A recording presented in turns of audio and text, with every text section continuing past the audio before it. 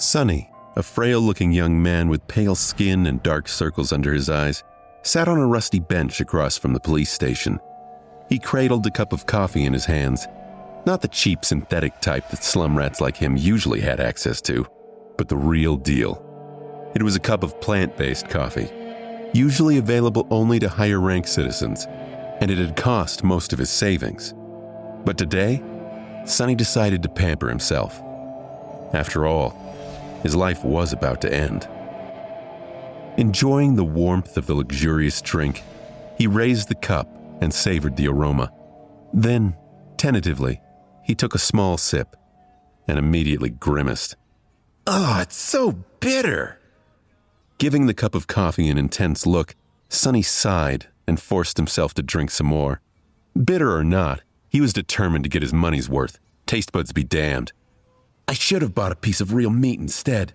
Who knew actual coffee is so disgusting? Well, it's going to keep me awake at least." He stared into the distance, dozing off, and then slapped himself in the face to wake up. "Ugh, what a ripoff!" Shaking his head and cursing, Sonny finished the coffee and stood up.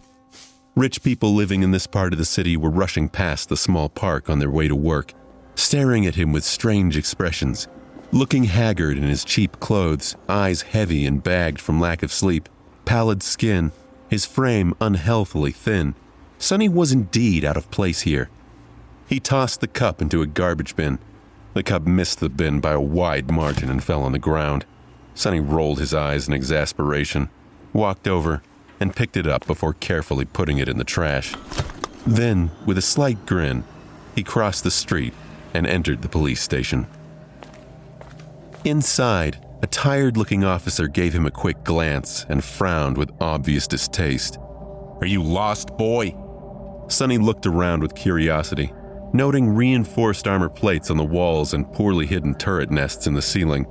The officer, too, looked scruffy and mean. At least police stations remain the same wherever you go.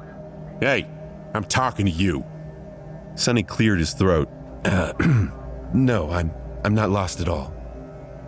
Then he scratched the back of his head and added, "As demanded by the third special directive, I am here to surrender myself as a carrier of the nightmare spell." The officer's expression instantly changed from irritated to wary. He looked the young man over once again, this time with piercing intensity. "Are you sure you're infected? When did you start showing symptoms?" Sonny shrugged. "A week ago?" The officer became visibly paler. "Shit." Then, with a hurried motion, he pressed a button on his terminal and bellowed, "Attention!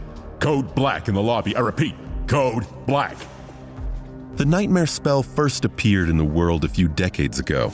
Back then, the planet was just starting to recover from a series of devastating natural disasters and subsequent resource wars. At first, the emergence of a new disease that caused millions of people to complain about constant fatigue and sleepiness did not attract a lot of attention. But when they started to fall into an unnatural slumber with no sign of waking up even days later, governments finally panicked. Of course, by then, it was already too late. Not that an early response could have made any difference. When the infected started dying in their sleep, their dead bodies turning into monsters, no one was ready. Nightmare creatures quickly overwhelmed national militaries, plunging the world into complete chaos. No one knew what the spell was, what powers it possessed, and how to fight it. In the end, it was the awakened, those who survived the first trials of the spell and came back alive, who put a stop to its rampage. Armed with miraculous abilities earned in their nightmares, they restored peace and created a semblance of a new order. Of course, it was only the first of the catastrophes brought upon by the spell, but as far as Sonny was concerned, none of it had anything to do with him. Not until a few days ago, that is, when he first started having trouble staying awake. For an average person, being chosen by the spell was as much of a risk as an opportunity. Kids learned survival skills and fighting techniques in school on the off chance of being infected. Well-to-do families hired private tutors to train their children in all sorts of martial arts. Those from the awakened clans even had access to powerful legacies, wielding inherited memories and echoes in their first visit to the dream realm. The richer your family was, the better your chances of surviving and becoming an awakened were. But for Sonny, who had no family to speak of and spent most of his time scrounging for food instead of going to school, being chosen by the spell presented no opportunity at all. To him, it was basically a death sentence. A few minutes later, Sonny was yawning while several policemen were busy putting him in restraints. Soon he was fastened into a bulky chair that looked like a weird mix between a hospital bed and a torture device. The room they were in was situated in the basement of the police station, with thick armored walls and a formidable-looking vault door. Other officers were standing near the walls with automatic rifles in their hands and grim expressions on their faces. Sonny did not particularly care about them. The only thing he could think about was how much he wanted to sleep. Finally, the vault door opened, and a gray-haired policeman walked in. He had a seasoned face and stern eyes, looking like someone who had seen a lot of terrible things in his life. After checking the restraints, the policeman glanced quickly on his wristwatch and then turned to Sonny. "What's your name, kid?" Sonny blinked a few times, trying to concentrate, then shifted uncomfortably. "Sonny." The old policeman raised an eyebrow. "Sonny. Strange name." Sonny tried to shrug but found himself unable to move.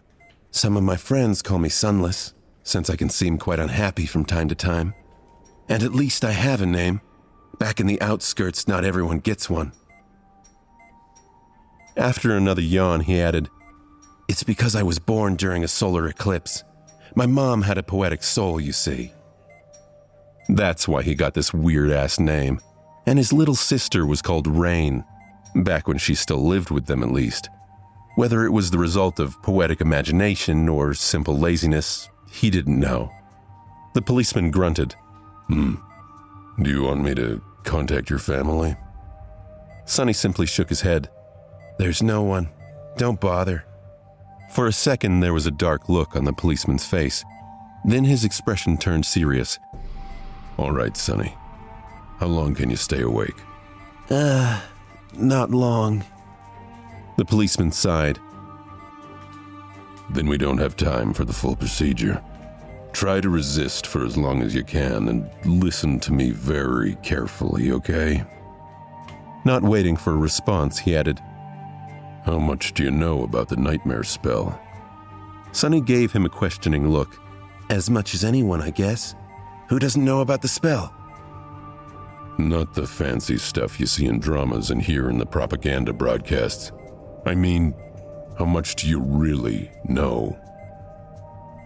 That was a hard question to answer. "Don't I just go into the dream realm, kill a few monsters to complete the first nightmare, receive magic powers, and become an awakened?" The old policeman shook his head.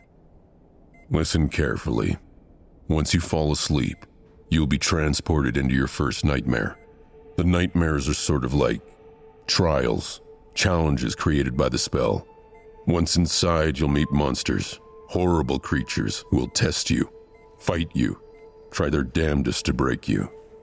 But you'll also meet people. They aren't worth trusting either.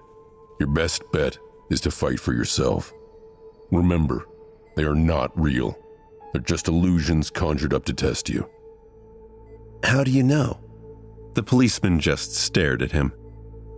"I mean, no one understands what the spell is and how it works, right? So, how do you know that they're not real?" "You might have to kill them, kid. So, do yourself a favor and just think about them as illusions." "Oh." The old policeman waited for a second, then nodded and continued. "A lot of things about the first nightmare depend on luck. Generally, it shouldn't be overwhelmingly hard. The situation you're in, the tools you have at your disposal, and the creatures you have to defeat should be within the range of your abilities at least. After all, the spell sets up trials, not executions. You're a bit disadvantaged due to, your circumstances. But kids from the outskirts are tough. Don't give up on yourself." Sonny was getting more and more sleepy. It was becoming hard to follow the conversation.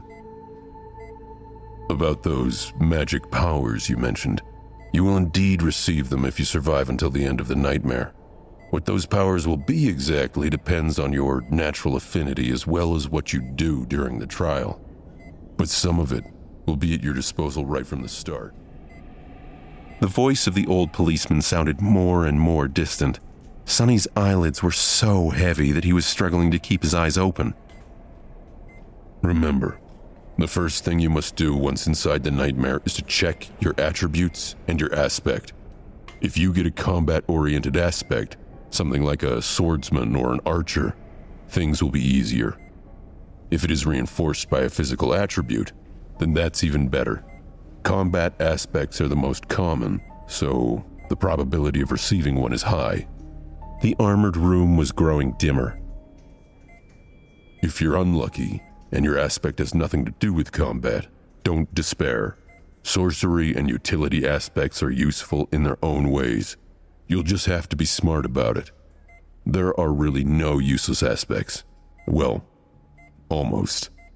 So just do anything in your power to survive. If you survive, you'll be halfway to becoming an awakened.